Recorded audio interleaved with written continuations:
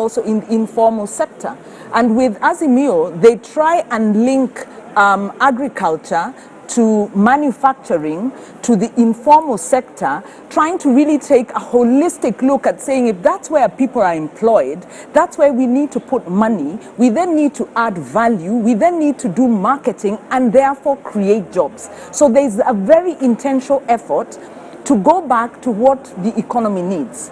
On the UDA side, KK side, they've also done the same. They've also prioritized agriculture. They've also prioritized MSMEs, looking at the informal sector.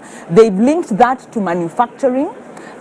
They also prioritize ICT. So in terms of the priority sectors, you can say they have prioritized both of them and recognize, using different language, that trickle-down economics is not working, that you really need to engage the majority and be meaningful in that way. So one, in terms of the broad economic priorities, I think they're on the same page. A slight difference because Kenya Kwanza takes more of an enterprise, social enterprise approach, whereas the Azimio takes more of a social democratic development approach, more welfare approach. But in principle, they have a good sell. And as manifestos go, much as we have, we're very cynical about them, we must remember that Jubilee Manifesto was a kind of a jumble of projects that they tried to implement and essentially broke institutions, which is good in itself. But really,